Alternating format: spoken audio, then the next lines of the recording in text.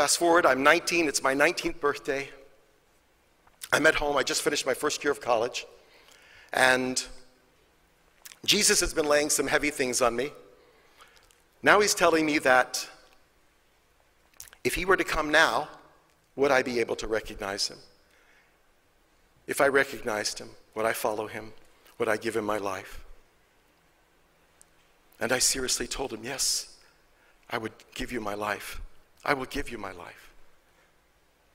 He told me, though, if I was going to bring more people on board, to bring more people into living a life of ideality, taking our ideals, these invisible ideals, and bringing them into reality, ideals of true love, ideals of altruism, ideals of really living for the sake of others, that I had to develop an ideology.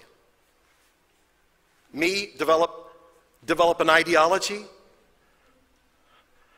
But I stayed up. I stayed up nights trying to think of an ideology, think of something. Because he said, it can't be all just character driven. It can't just be based on your personality and your verve or whatever. It's got to be based on an ideology.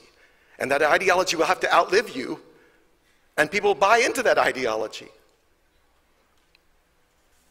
So I was like, wow, how can I find an ideology? How can I come up with an ideology? And then on the afternoon of my 19th birthday, a girl came by our house selling candles for the Unified Family. They didn't have a center in Houston where I lived. They had a center back in Austin where I'd gone to school the first year at the University of Texas on a full scholarship. And I said, what is the Unified Family?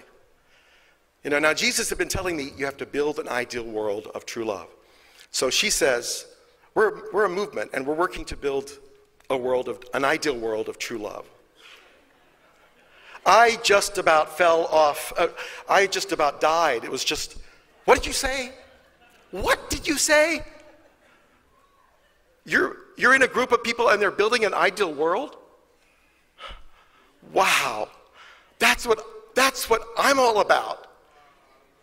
And we stayed there and we talked for about a half an hour, and I was like on cloud 9.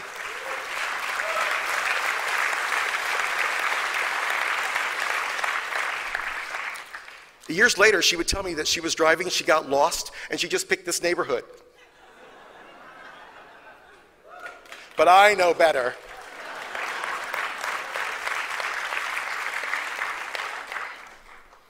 And, you know, I was home for that summer to get a job so I could make some personal spending money, you know.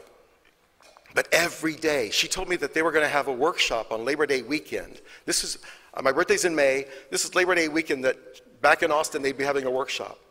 But I kid you not, all summer long, I could not take my mind off the idea that I was going to be with other people who had the same passion as myself. I was going to be with people who wanted to build an ideal world. People who were willing to roll up their sleeves and to sweat and to give everything to build an ideal world. Well, I got to the workshop, and I was a pretty arrogant fellow. After all those things Jesus had downloaded to me, I was pretty arrogant, pretty full of it. So I was one of those guests you don't really want to have at a workshop. I was one of those guests who were like, why did you bring him? I kept interrupting the lecturer. God bless you, John Dorosky. Thank you so much. He's my spiritual grandfather. Thank you, John. I must have interrupted him, I don't know how many times. And then I performed the biggest no-no that unificationists know about. And he's getting up there. He's about to start the second Advent lecture. And I stood up and I talked to all the other participants in the workshop. You know what he's about to do, y'all? He's about to tell us that Sun Myung Moon is the Messiah.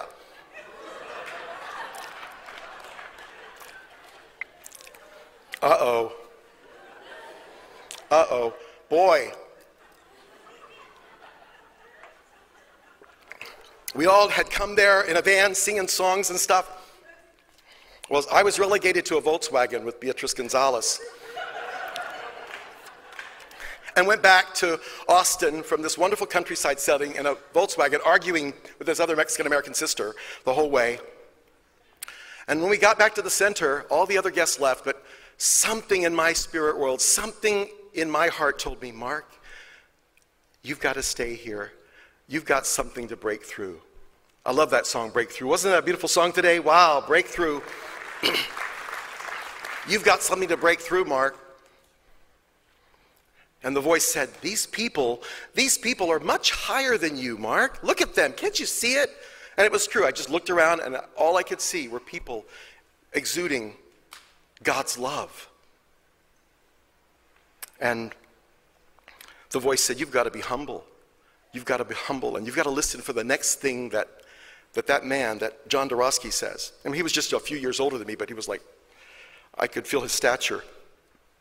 So I heard that they were going to have a prayer meeting at 10 o'clock, and I begged, hear me, the bad guest, I begged, please let me stay for the prayer meeting.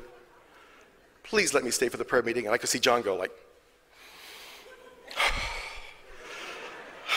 was I going to interrupt the prayer meeting somehow? But someone began, there was one single candle in there, and one brother began praying. And he began talking to God like a child, like a son of God.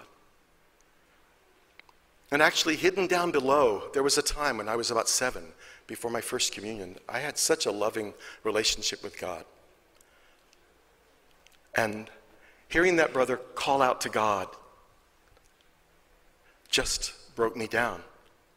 And I hadn't prayed in I don't know how many years. You might say, well, how did I love Jesus and have contempt for God? Well, I could see clearly that Jesus died for me and lived for me. He was a real person.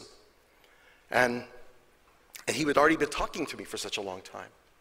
Our talks weren't prayers. But there I was trying to pray to God. And what I remember is that I said, God, I don't know if you're really there, but I want to know that you're there. If you are there, if you're real, if you make yourself real to me, and I know I'm unworthy for you to do that, but if you could make yourself real to me, you will have me forever.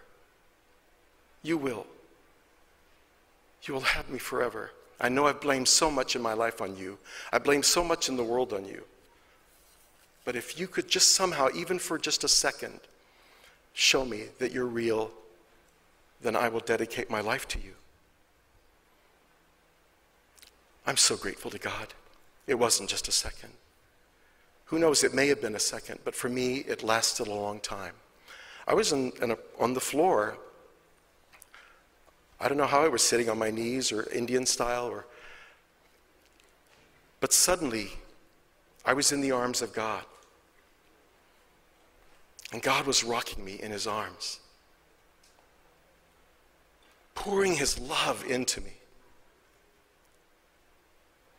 And I just began sobbing and weeping like a baby, and God began combing his fingers through my hair.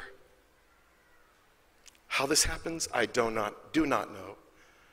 On the other side, maybe I'll get to see it. But every stroke of God's hand in my hair was like taking out all this angst, taking out all this junk. And all that was left was me, totally enraptured in the love of God, totally feeling the love of God. And then saying to God, God, I'm just a 19-year-old nothing. How can you share your love to me so deeply? How can you make yourself so real to me? I just sobbed and sobbed. It seemed like it went on for a long time. He showed me that my ancestors had actually paid an incredible ransom for me. And I cried again when I saw that. When I saw that all my ancestors had poured out all the gold of their heart and all the gold of their actions to bring me to true parents.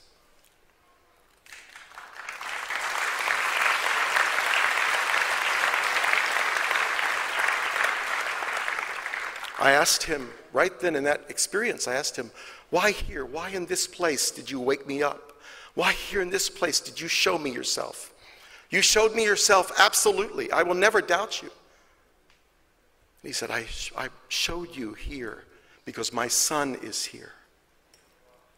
My son is here. And I want you to follow him. I want you to serve him. I want you to attend him.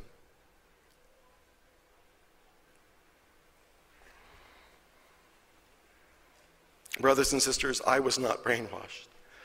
I was maybe heart-washed. And it's God who testified in my life to true parents, to true father.